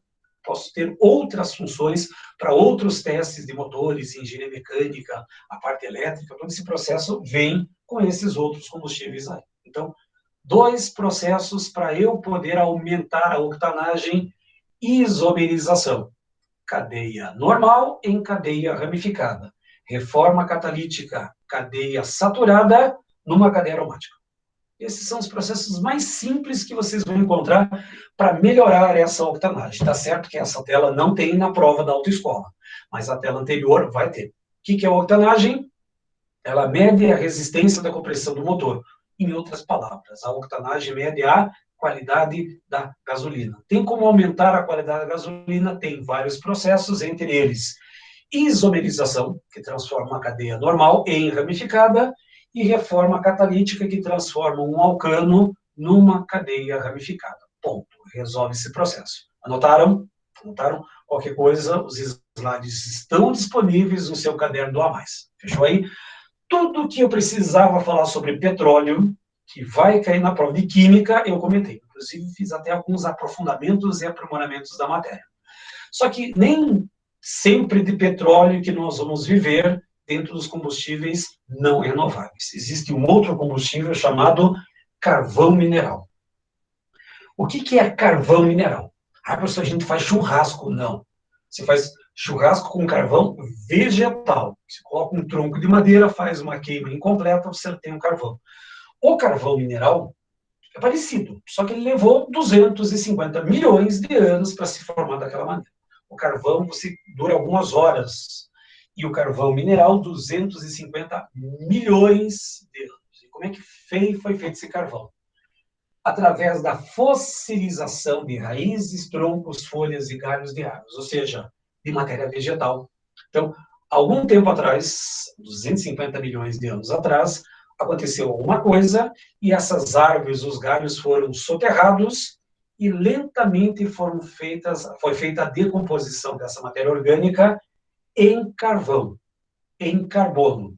Tanto que existem vários tipos de carvão disponíveis na natureza. E qual que é a diferença entre eles? A porcentagem de carbono. Então, tem uma tabelinha só para você compreender. A turfa tem 60%, o lignito tem 70%, a hulha, que nós encontramos aqui no Brasil, tem de 80% a 85% de carbono, e o antracito, que é a forma mais pura do carvão mineral, 90%. Quanto maior a porcentagem de carbono, melhor é a capacidade térmica que esse carvão tem. Então, a ideia é, encontrei uma mina de carvão, será que ela é viável? Vê a porcentagem de carbono nesse carvão. Se tiver uma porcentagem alta, vale a pena. Se tiver uma porcentagem baixa, deixa lá que não vai ter problema qualquer, porque daí a quantidade de poluentes, a quantidade para você remover esses materiais é muito caro.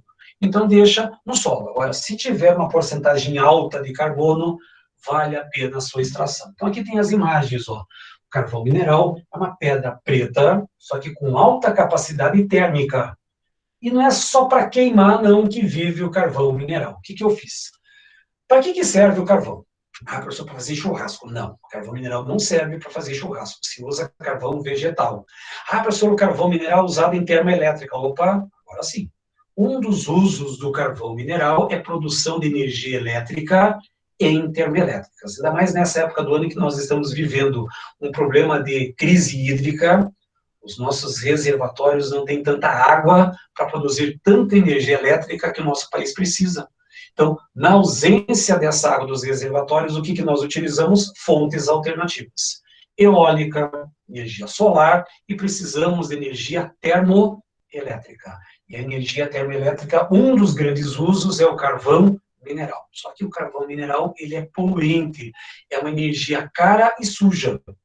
Então, além de queima do carvão, o que eu posso usar no carvão? Outros subprodutos. Esses processos de indústrias da primeira revolução, perfeito. Então, até na apostila ali tem indústria da primeira, segunda, terceira revolução. É importante fazer a leitura depois, mas é mais para a prova do Enem, que vocês vão ter a parte teórica. Então, carvão mineral. Então, se eu quiser explorar todos os recursos do carvão, eu vou colocar o carvão dentro de um forno, já devidamente preparado, sem água.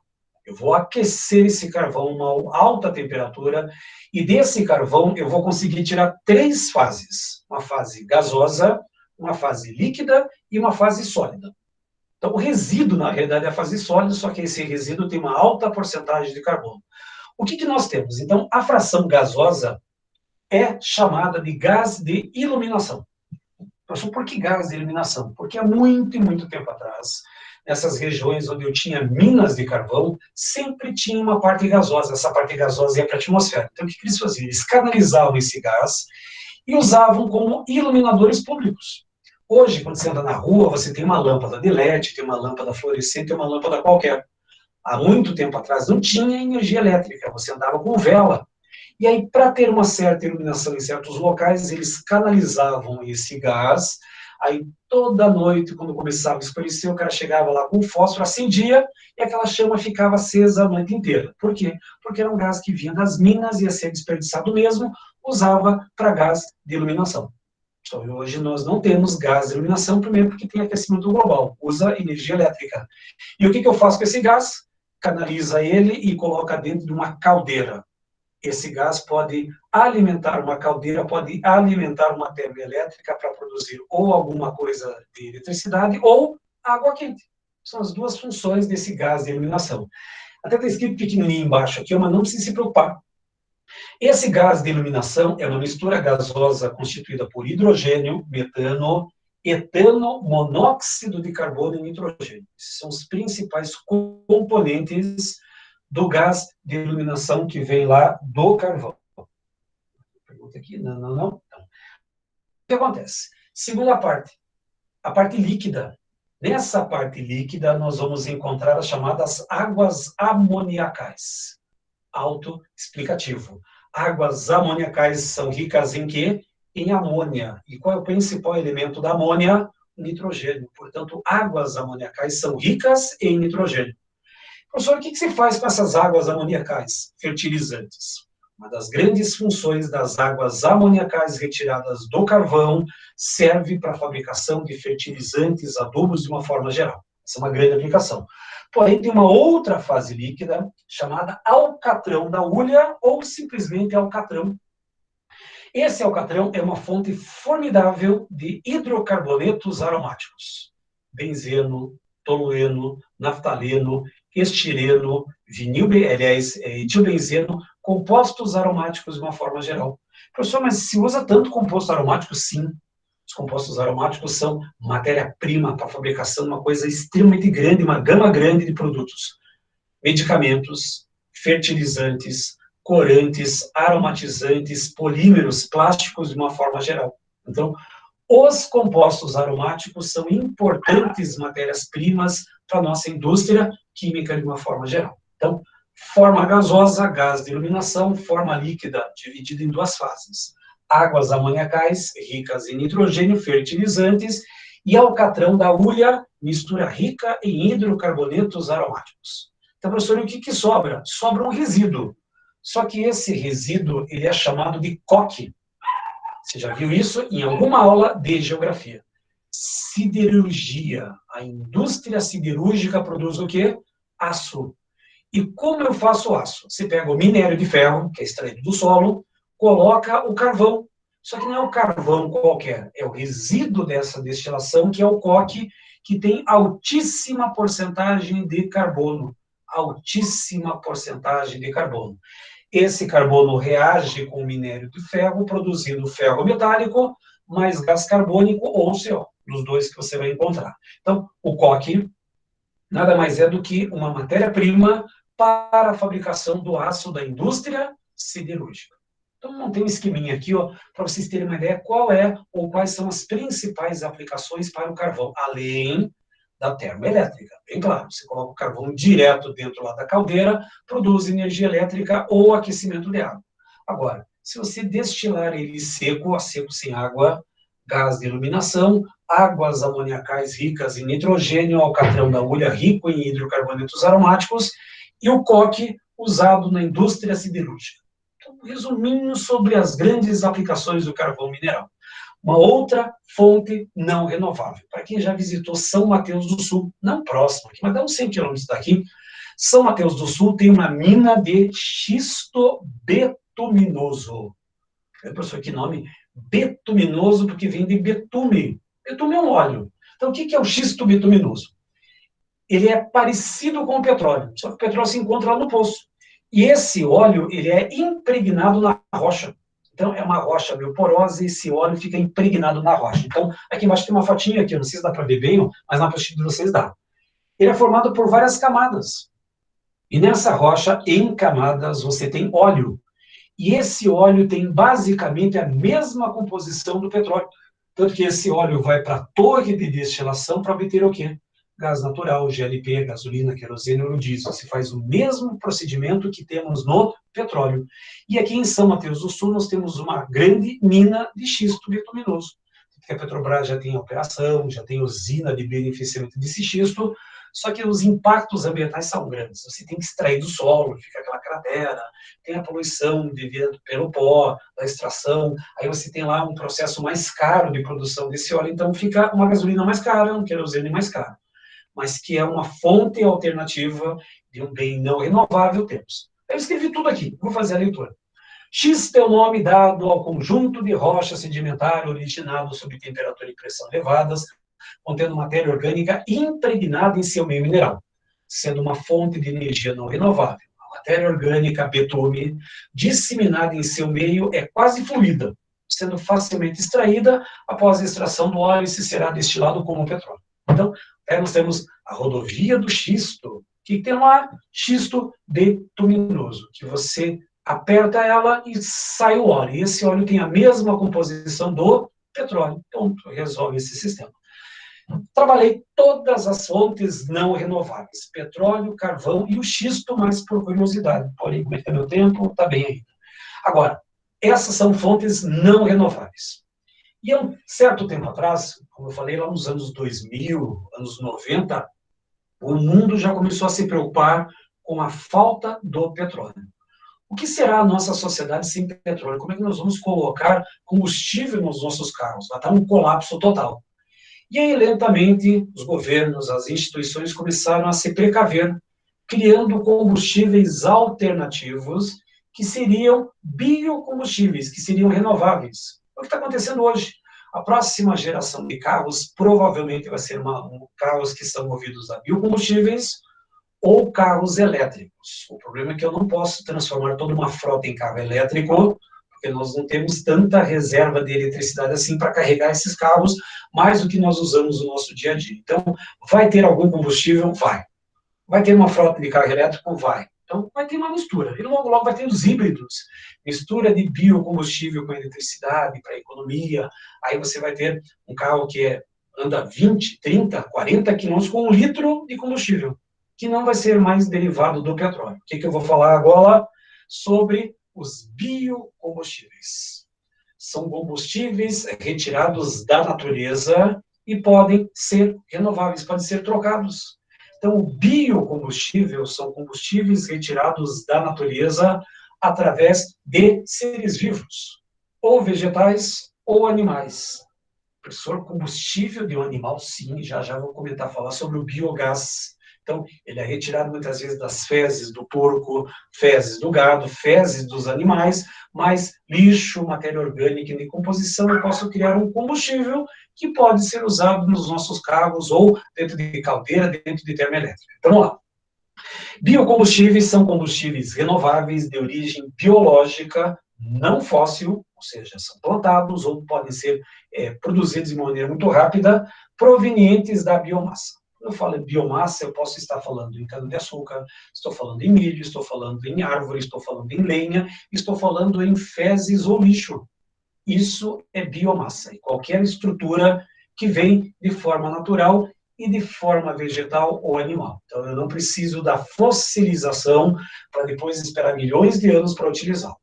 Sendo que o principal biodiesel, aliás, o principal biocombustível usado no nosso país é o etanol, ou bioetanol.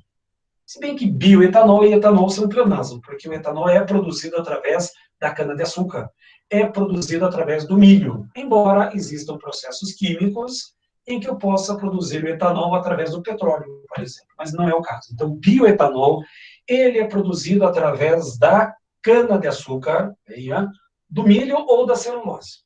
São três fontes principais, sendo que a cana-de-açúcar tem uma quantidade de açúcar muito maior do que a do milho. Então, eu consigo produzir, tem uma produção maior de etanol vindo da cana-de-açúcar. Aí vem o milho, tem a beterraba, a celulose, tudo que tiver açúcar pode produzir etanol. Vocês estudaram isso lá na biologia. Fermentação.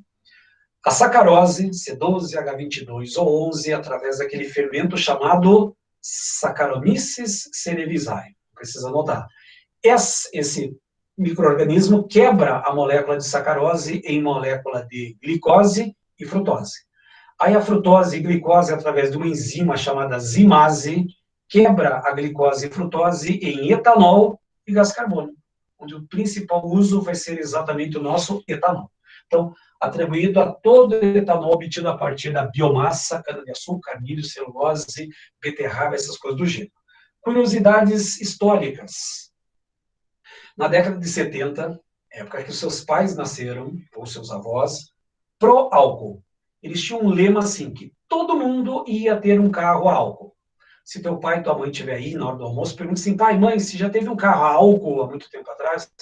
Ele vai xingar muito, porque ele fala assim, ô carro maldito, eu tinha que acordar mais cedo, tinha que ligar o afogador, aquele carro tinha que ficar esquentando 10, 15 minutos, era uma fumaceira.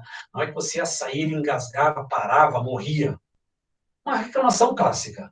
Porém, hoje, nós continuamos tendo carro a álcool, só que hoje nós temos tecnologia que o álcool ele precisa ser aquecido para entrar na câmara de combustão.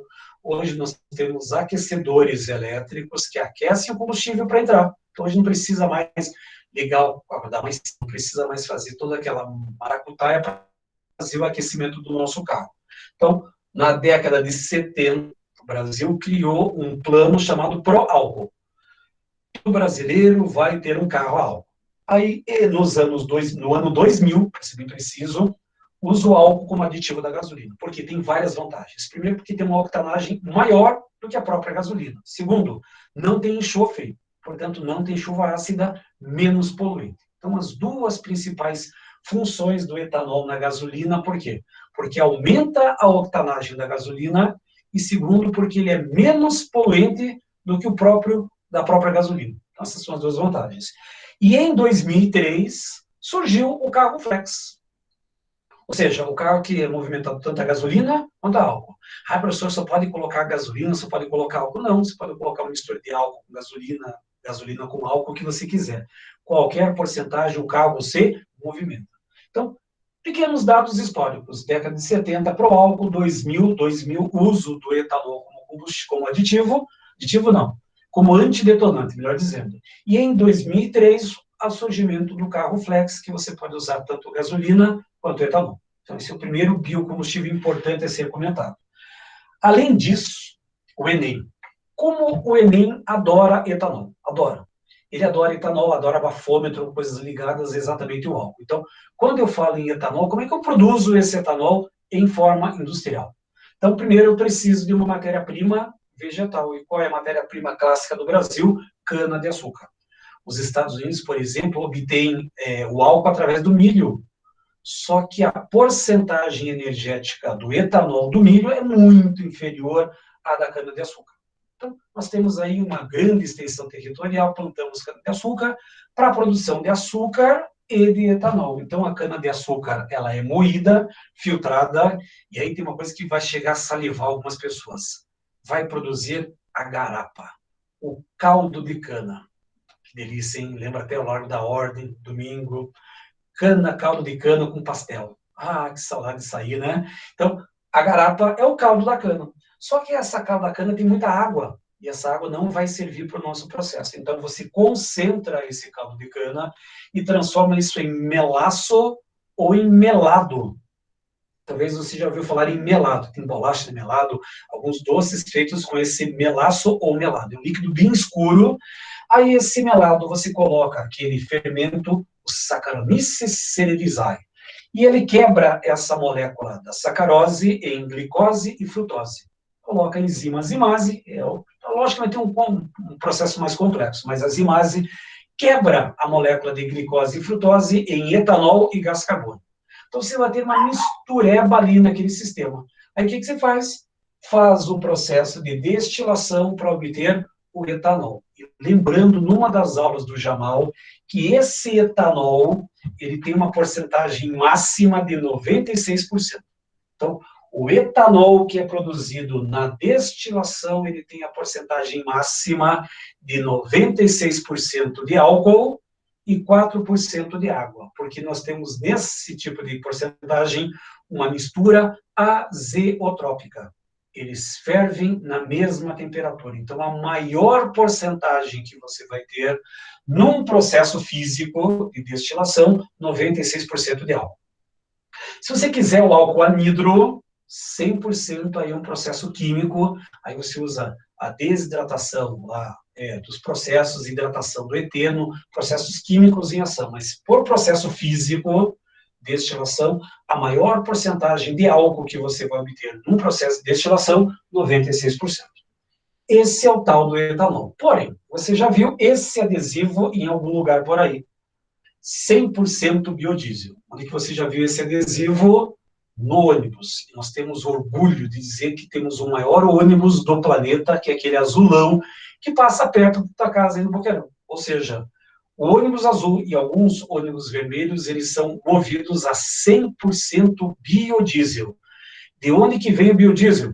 Do petróleo, professor. Não. O biodiesel não vem do petróleo. Se é um biocombustível, tem que vir de fonte renovável. Portanto, o biodiesel é um combustível biodegradável, ou seja, os micro-organismos conseguem degradar, derivado de fontes renováveis como óleos vegetais, como soja, palma, girassol, babaçu, amendoim, mamona e gorduras animais. Então, tem um açougue, tem um monte de gordura animal. O que eu vou fazer com essa gordura? 2 motivos.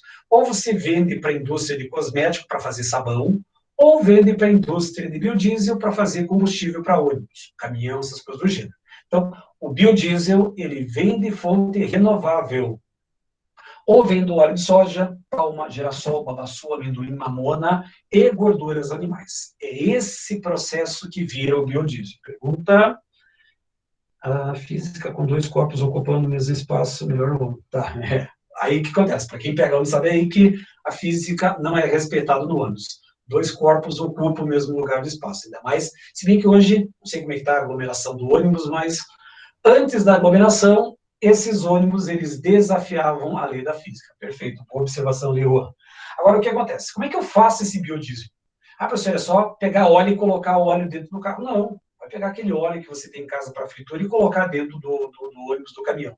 Não, ele precisa ser preparado. E aí entra em cena a aula da semana passada. Como é que eu produzo um óleo? Através de um processo chamado esterificação. A esterificação produz um éster. E se esse éster estiver com uma cadeia longa, ou no mínimo de 11 carbonos, eu vou ter o quê? Um óleo ou uma gordura. E aí entra a parte final da minha aula. Então, esse biodiesel, ele é produzido através de uma reação chamada transesterificação. Bonito, hein? Transesterificação. Lembrando da aula passada, que um glicerídeo ou triglicerídeo é um éster de ácido graxo. Um éster de um ácido graxo. Porém, se eu pegar um determinado óleo de soja, de babaçu ou de mamona, e esse óleo não estiver bem preparado para a nossa parte térmica, a capacidade calorífica do nosso combustível, o que você pode fazer? Você pode pegar esse óleo, essa gordura, que é um éster de ácido graxo, reagir com um álcool e produzir um novo éster e um novo álcool. A transesterificação envolve a reação de éster mais álcool, produzindo outro éster e outro álcool. A professor Madeira não reage. Reage. Éster reage com álcool, produzindo éster mais álcool. Professor, mas é o mesmo produto? Não. O que acontece na transesterificação? Cheguei a comentar isso na semana passada. E repare que o nosso, não sei se dá para chegar ali, mas o nosso éster, ele tem um radical R'. E o meu álcool tem um radical R duas linhas. Em poucas palavras, a transesterificação nada mais é do que uma troca de radicais. Esse radical R' do éster vai ser o radical do álcool, e esse radical R duas linhas, que era do álcool, passa para o éster. Uma troca de radicais. Repare que o nosso éster tem o radical R'. No outro lado da seta do produto, o meu éster tem o radical R duas linhas. O meu álcool, antes da seta do reagente, é um álcool com radical R duas linhas. E depois da seta, radical R'. Ou seja, trocou. Esse radical veio para o álcool e o radical do álcool foi para o éster. Isso é uma transesterificação. Professor, eu vou ter que fazer essa montagem em prova, talvez numa prova discursiva. Só que na prova discursiva, depois, lá de fevereiro, nós vamos ter o treinamento para a segunda fase. Lá a gente chega a comentar. Mas o que pode acontecer na prova é isso daqui. Ó. Ah, professor, olha o tamanho disso aí. É para assustar. Literalmente, o grande intuito disso aí é assustar você. O que você tem? Você tem um óleo vegetal. Professor, como é que eu sei que é um óleo vegetal? Porque aqui, ó, eu tenho éster, éster e éster. Eu tenho um triéster, um triglicerídeo.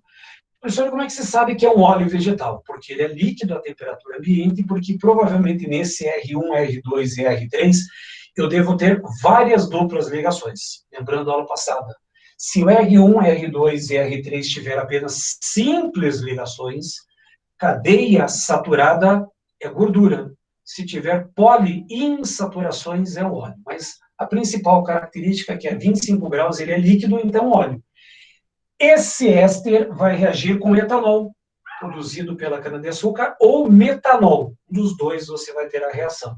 Então, o que acontece? Eu vou quebrar essa ligação entre o oxigênio, aliás, vou quebrar essa ligação aqui, ó, entre C dupla O e oxigênio. E aí, o que acontece? Entra o radical etil. Aí você vai ter o etil aqui, o etil aqui, o etil aqui. Ou seja, eu troquei o radical do propano aqui, do propil, pelo radical etil. Então, nós vamos ter a formação do biodiesel. Ponto, resolve. Isso aqui pode aparecer na prova. A reação travou, mas já voltou. A reação pode aparecer na prova, sim. Você vai ter um éster reagindo com álcool, produzindo 3 moléculas de éster, mais o propanotriol. Que todo o processo da formação do biodiesel produz glicerol ou glicerina. Esse é um processo clássico das nossas reações. E aí, para fechar dentro do nosso tempo, entra em cena o biogás. É a última tela para encerrar. O que é o biogás? Obtido pela decomposição anaeróbica da matéria orgânica, esterco, resto de animais, resíduos de vegetação, lixo, pela ação de determinada espécie de bactérias. Então, o que acontece? Biogás usa biodigestor. Então, imagine que você tem uma fazenda, lá na fazenda tem lá a criação de porcos, de vaca, boi, alguma coisa do gênero, e produz uma enorme quantidade de fezes. O que você faz? Joga na natureza? Não. Pega essas fezes, coloca dentro de um biodigestor, aí tem certas bactérias que vão quebrar essa molécula orgânica em metano. Acho que é a próxima informação que vem aqui embaixo. Esse metano é um combustível. É a mesma composição do gás natural, só que o gás natural leva milhões de anos para ser produzido. E eu posso produzir isso em poucos dias. Ou, dependendo da situação, em poucas horas. Formado por uma mistura gasosa composta principalmente por metano e gás carbônico. Alguns outros resíduos de sulfeto de hidrogênio que dão um cheiro desagradável, esse biogás é mais dessa forma.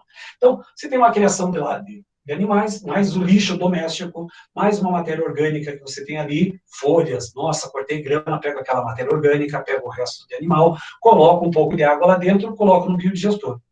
Essa matéria orgânica vai ser quebrada e vai formar biogás. Professor, o que eles fazem com esse biogás? Tem gente que usa esse gás para fazer comida em casa. Você deve ter visto alguma reportagem daqueles biodigestores caseiros, que a pessoa coloca lá não sei quantos quilos de esterco, coloca um copo de água, fecha, e aí você consegue fazer o almoço, consegue fazer a janta, consegue fazer o café com aquele gás produzido por esse biodigestor. Quando é grande escala, esse gás pode alimentar uma caldeira, ou seja, pode produzir a parte lá de água quente e produzir eletricidade através da termoelétrica. Então, grandes quantidades de matéria orgânica podem produzir energia elétrica pela queima desse metano. Então, essa é a ideia do biogás. Tanto que alguns condomínios que têm muitos apartamentos estão criando biodigestores. Então, aquele número 2 que você faz lá com aquela força tremenda no banheiro, vai lá para o biodigestor, esse biodigestor vai virar metano, esse metano vai ser queimado, vai ter água quente para o seu condomínio, vai ter eletricidade para o seu condomínio. Então, a força que você faz no banheiro vai a força elétrica do biodigestor. Então, fecho por aqui. Então, aula de hoje estritamente teórica. Minha sugestão. Na hora que vocês forem fazer os exercícios da apostila, antes de fazer os exercícios, leiam a apostila de vocês. Leiam, com calma, com tranquilidade, ou então baixem esse arquivo com esses slides para depois vocês resolverem a parte dos exercícios. Mas é uma aula bem tranquila. Só que em tranquilidade, extremamente importante para os nossos vestibulares, extremamente importante para o Enem, principalmente para o Enem. Fechamos? Ótima quinta-feira, ótimo final de semana, se cuidem, vejo vocês na quinta-feira da semana que vem, com a parte dos polímeros, que também faz parte dessa química importante, chamada química moderna. Fechou? Abraço, até quinta da semana que vem. Deixa eu travar aqui.